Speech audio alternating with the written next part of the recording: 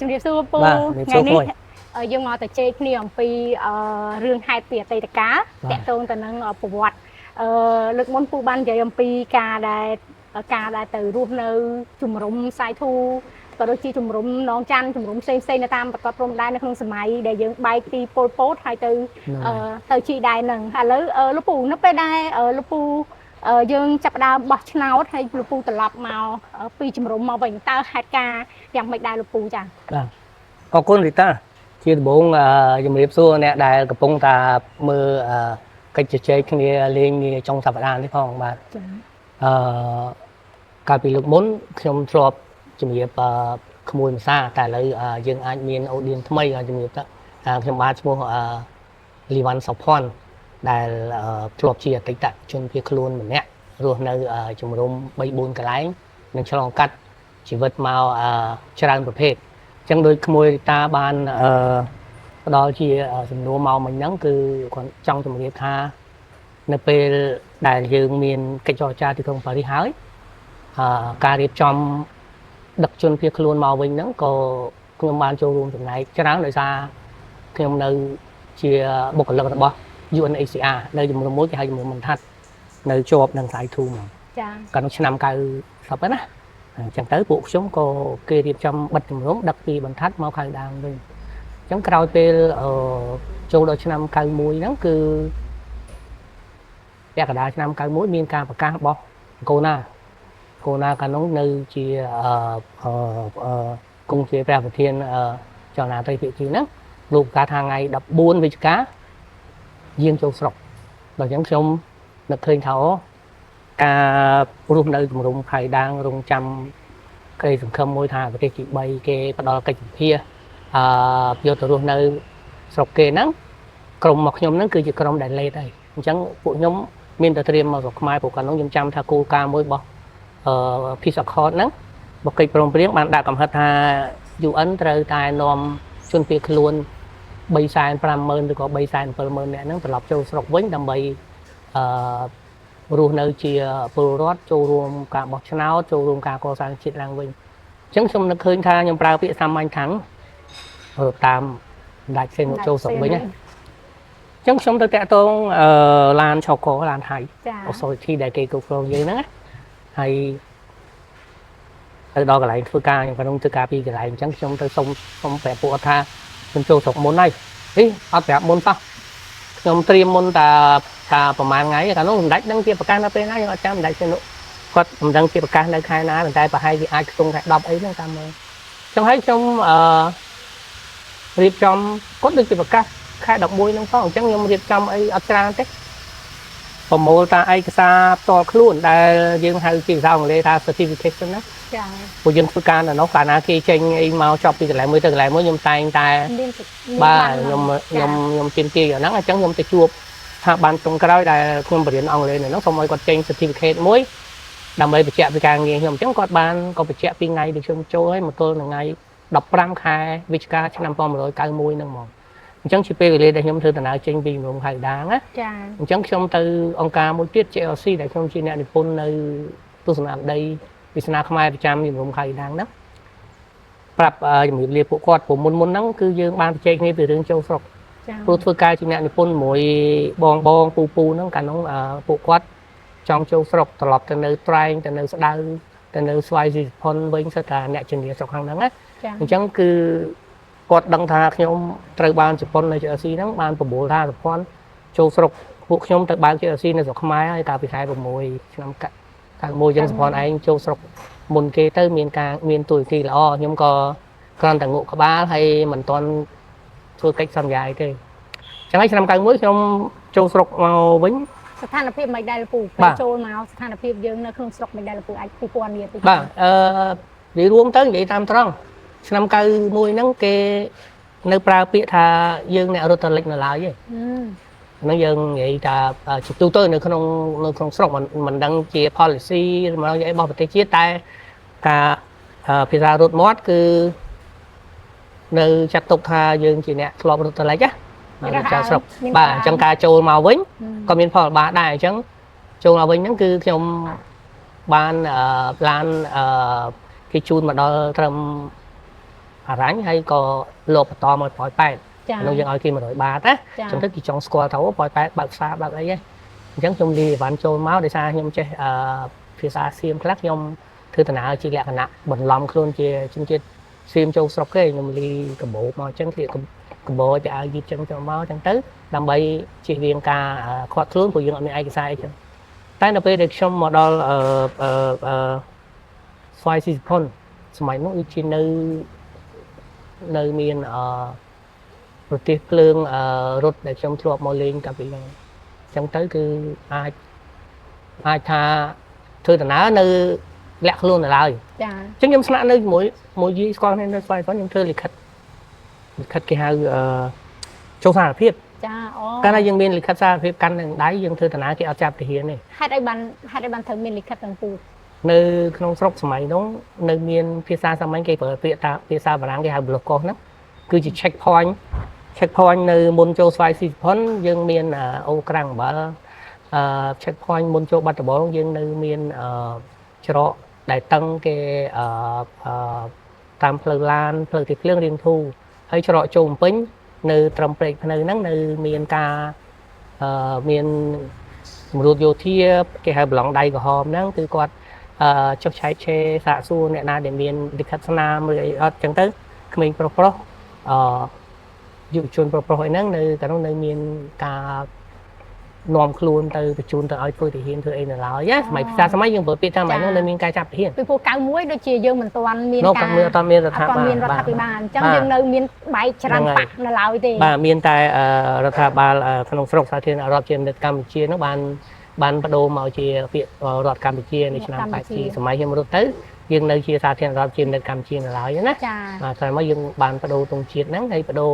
ឈ្មោះរដ្ឋមកជារដ្ឋកម្ពុជាអញ្ចឹងដើម្បីសុវត្ថិភាពផ្ទាល់ខ្លួនខ្ញុំកាន់លិខិត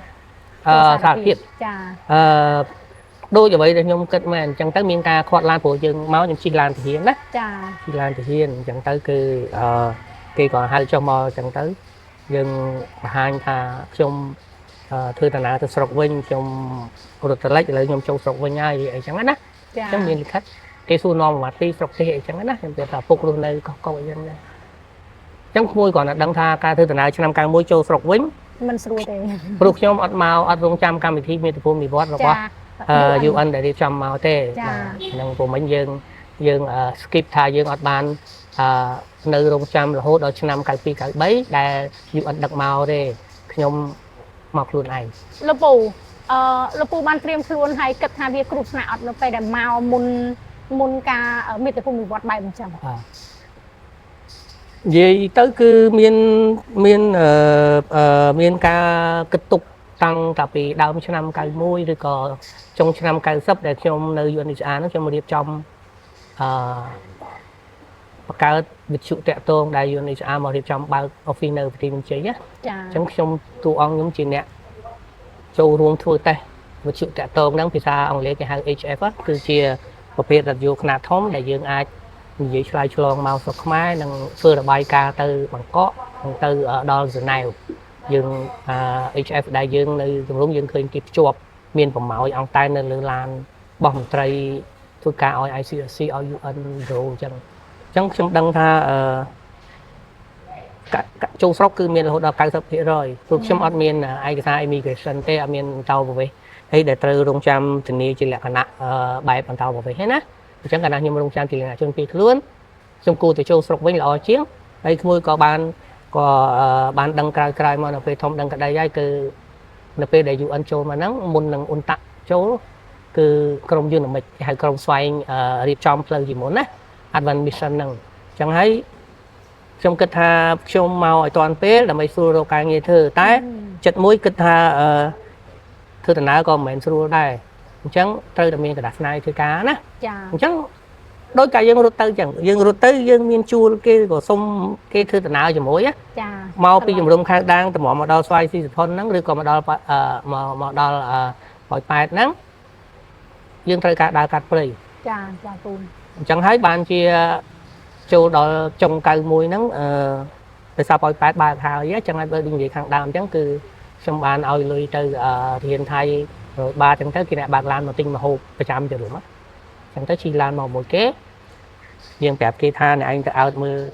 hỏi phải cái tới mày nó cái kia hai tam số hàng sụp xa hàng kia á cái bờ tập bị hàng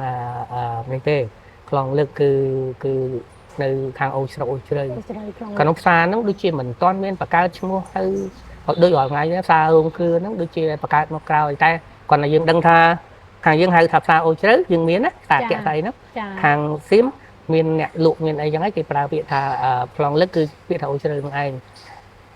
chống cô sẵn mà sân bà kê bên nông khang thiến thay quạt luôn cứ mà đằng trong một đợt tranh phi chỉ một đồng lại có bạc trôi mà khang khmai máy nó tụi bay mình toàn chỉ cho on trả chia đại từ pra passport ấy còn đẹp trong sốc thì mình cả đặt nam đây tại chạy đòn ló đây của nơi bên nông máy nông nơi pra đôi thà pra con ta việc bong lôiประมาณ bát nơi trong châu đào châu màu chẳng hạn á để chúng tới xem gì thay mặt pi phải không ta chọn từ liền khám xa thay chẳng hạn á hay đặc biệt mà đó khám checkpoint khmai đấy kê còn mưa rùa riêng đằng thằng đẹp đào chơi đấy cứ khang màu pi thay nó cứ khmai cứ quạt đồ ấy kê mưa đằng ấy dương đẹp thưa thằng á cái này nhôm sliệp bẹ để miền lùm nôm chơi lẹ thằng á bàiปูรถไทยกดดาวลินซ่ากันน้องเมียนปูรถไทยช่วงโมเลงทางยืนไงจังบุกตีกุศลกึศเปลี่ยนตุกมาหมดเอาให้เสียใจจังบานที่รีบจอมตังปีถุงเลี้ยงแปะรีบจอมตังปีอาการะเสียมโจจัดการดอกโกโจผักยังติงโกโจมาดอกผักจังให้เมียนเขมรขมายยืนกอดเมียนเด็กกอดตัดส้มนั่งนะกอดหมอส้มแต่กอดใหญ่ภาษาไทยหมัดปีหมัดจังนะถ้าส้มดอกตึงไอมาอย่างtới nhom on về về nhom còn ta nhom chẳng á hay chẳng quen nó còn vậy đau dương một mặt pi chỉ không ai chẳng á để thào cái thưa rất phật cô chưa sùng ao vậy chân là phật không được khơi on lại nông phu họ dài ta đầm bay cà phê luôn nhom on toàn vậy ấy thuộc thêm vậy thật hàng thay cái chẳng châu mà to một hàng khmái to là cho long phật cái lại bốc diêm bạn nhom chập đào vậy khmái thọ mà đa đầm bay rồi chẳng đi rồi mau to sụp maiคือปูมือเคยมีการผลักโดปีมุนเตอร์มาเป็นแบบใดเชียร์อยู่ไว้กันตรงเนินหมกไฟเชียงนะตอนเนินหมกไฟกระให้ยังทลบสดับวิชุเนินจมรมพาเมียนกาไฟเป็นกิจกรรมเมียนก้อนเมียนเขาไหนนะจังจำนับอารมณ์บ่เยอะยังมือตือพิบอูโอในกาเมียนซาเมียนเหมือนนึกคือแต่หน้าคือไอ้ทั้งนั้นนะบ้าจังเปรียบพายังเนินจมรมbây giờ nó xây túi cái nơi tận tiết tiết đâu có tôi để xây dương luôn là cầm đam chơi nên không cổng tăng kìa từ chân dương nơi không có đây hay bị than nơi khởi đáng miền lạ luôn bọt xung quanh đó là pe dương show mà đó đây mai dương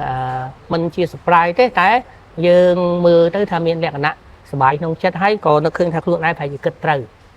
tới chập đang khơi miền một tây dương là mình ấy á cái nó á chẳng tới ấp sâu tây gì tại ca chào của nóคือเพียบเขาเนี่ยตรงท่าการยังรถtớiประเทศยังในปลาระบบcungนิยมlà lấy